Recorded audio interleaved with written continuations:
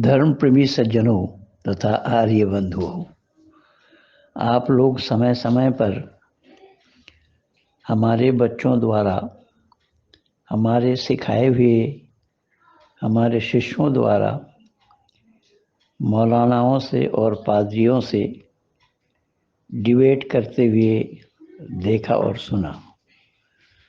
जो पादरी निरुत्तर होकर भाग जाते हैं, मैंने अभी बोला कि गणेश जी से और हमारे नितिन जी से तो पादरी ऐसे भागते हैं जैसा कि छाता दे करके भैंस भागता है। ऐसे ही दशा पाई इन पादरियों की है और परमात्मा की ऐसी अनुकंपा है, चाहे वो पास्टर दिनाकरण हो और जितने भी पास्टर इनके हैं वो सब पिछले दिनों तरसेम सिंह जी के, जो तरसेम मसीह थे पहले, जिनको मैं तरसेम सिंह बनाया हूँ, उनके टच में जितने भी थे सब मुझे जानते हैं और सबके साथ वार्ता हुई है। आप लोगों ने यूट्यूब में यहाँ तक देखा है कि पादरी किस तरीके से गिड़गिड़ा रहे हैं, पाँव पड़ रहे हैं, ये सब आप लोगों ने देखा। और इन पादरियों ने मुझे ख़रीदने के लिए क्या क्या ऑफ़र दिया, क्या क्या सामान देने की बात की, ये सब यूट्यूब में लगा हुआ है।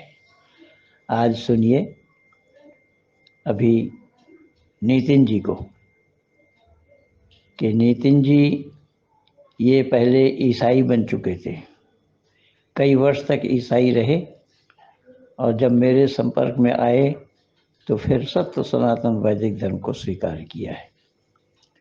उनके विचारों को सुनिए और वीडियो अच्छी लगे शेयर कीजिए, लाइक कीजिए, सब्सक्राइब कीजिए, औरों तक पहुंचाने का प्रयास करना, आइकन बेल दबाना न भूलना। धन्यवाद के साथ पंडित महेंद्र पलारी।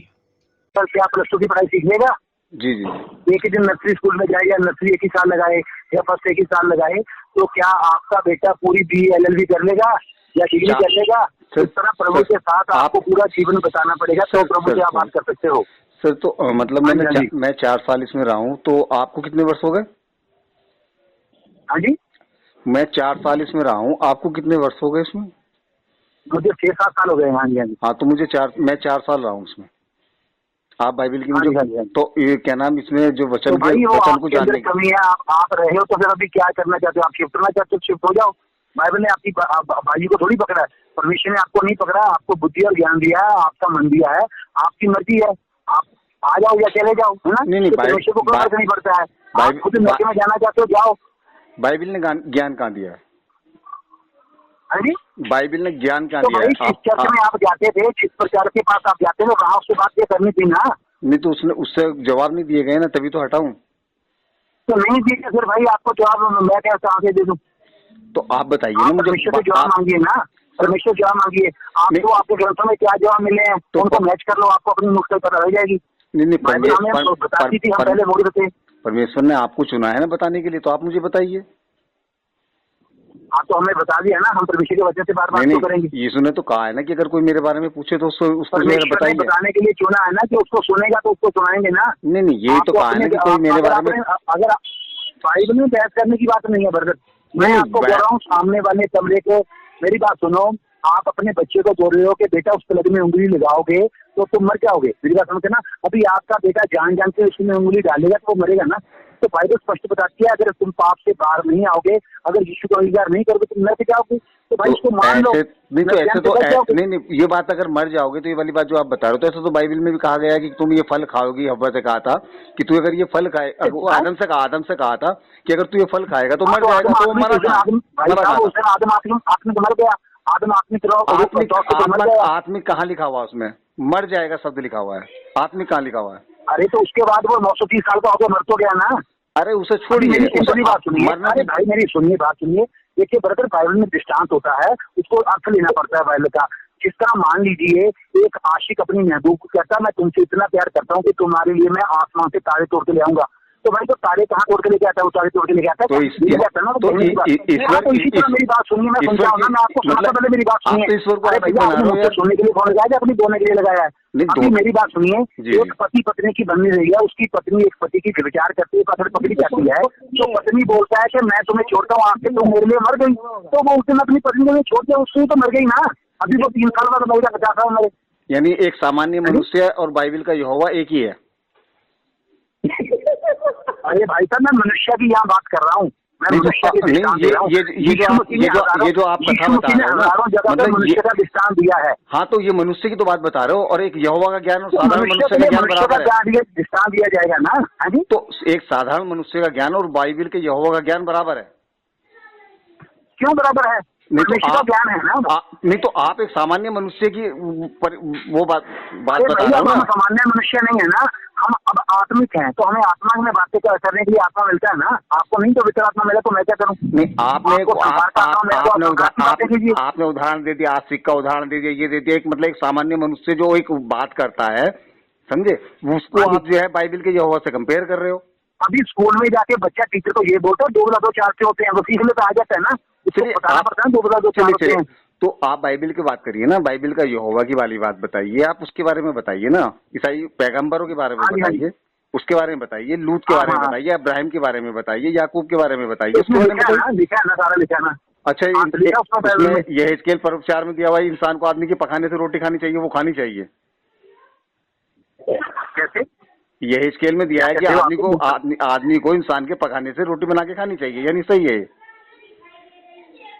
इंसान के क्या कहने से रोटी खानी चाहिए?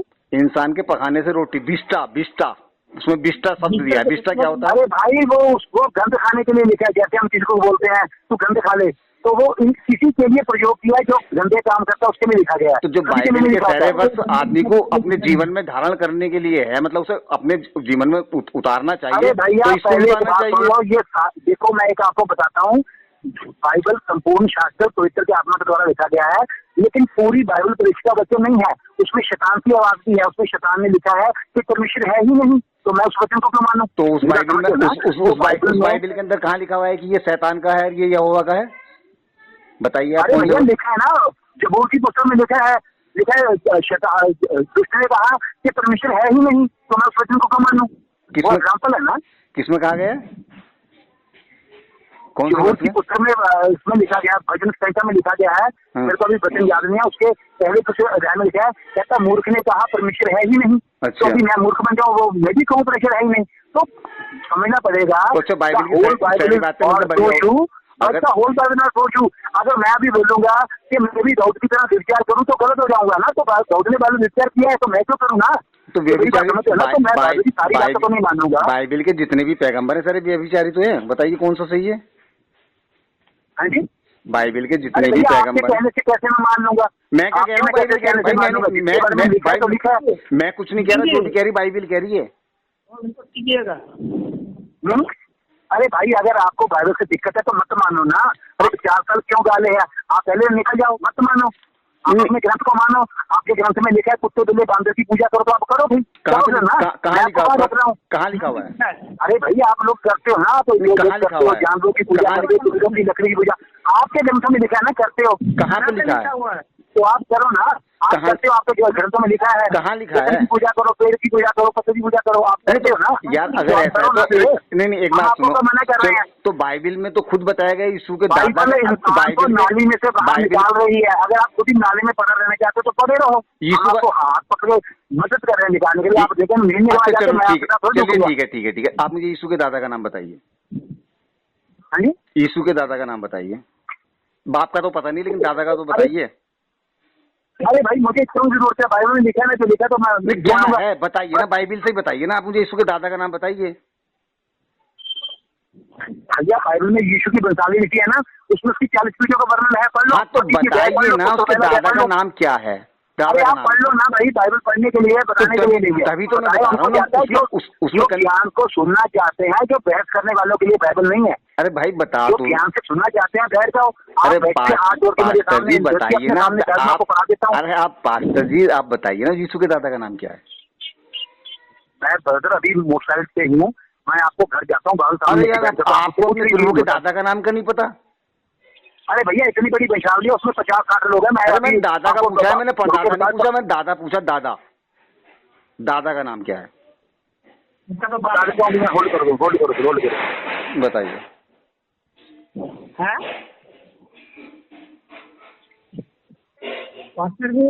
आ रहे हैं, होल्ड पे बता रहे हैं अभी। रिकॉर्ड कर रहे भी तुम लोग बात करते हो।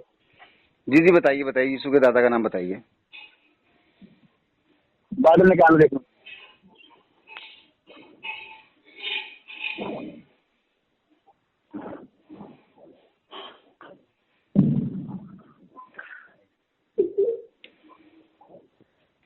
सर्दी फट गए।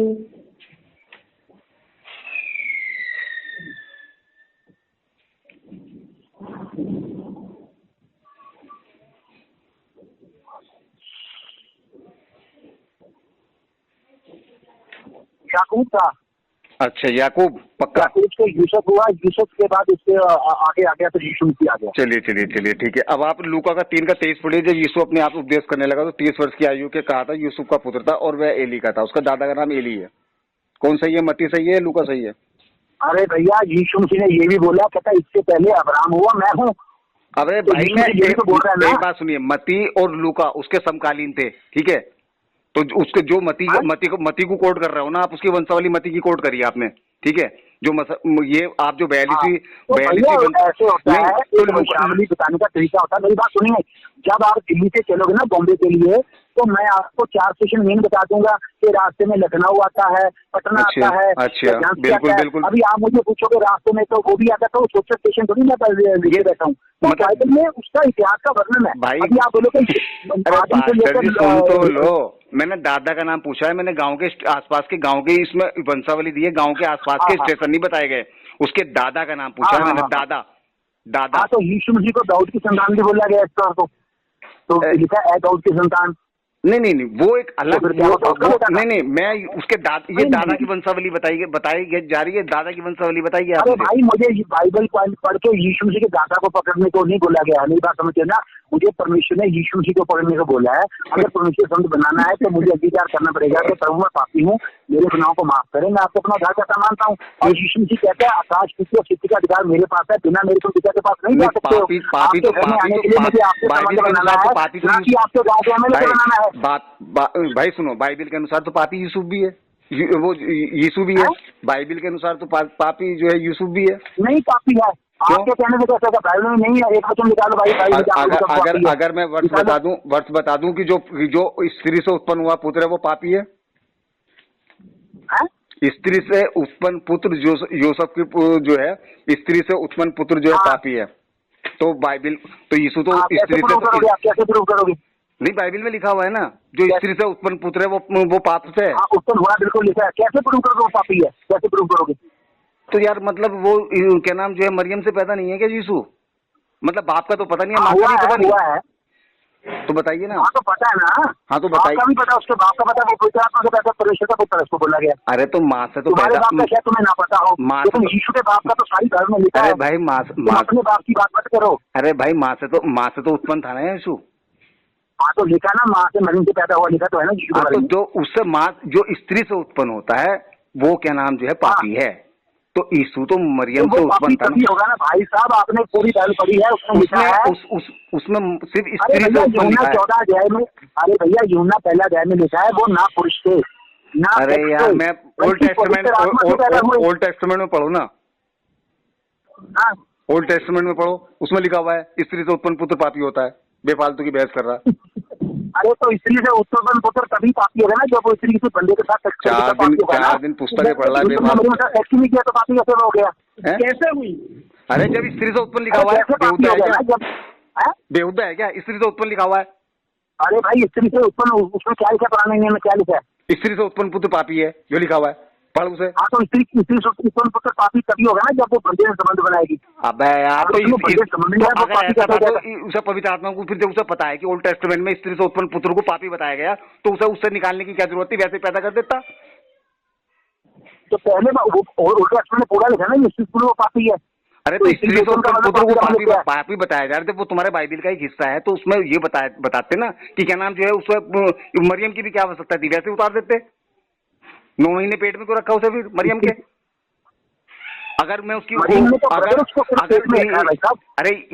अरे यार तू फंस जाएगा भाई साहब। आज ऐसे करो, आप अपने पास को निजी हॉस्पिटल में जाओ और वहां जाकर ये पूछो कि जो माँ के घर में बच्चा होता है, क्या माँ का उसको दूध भी रखा जाता है? नहीं जाता है।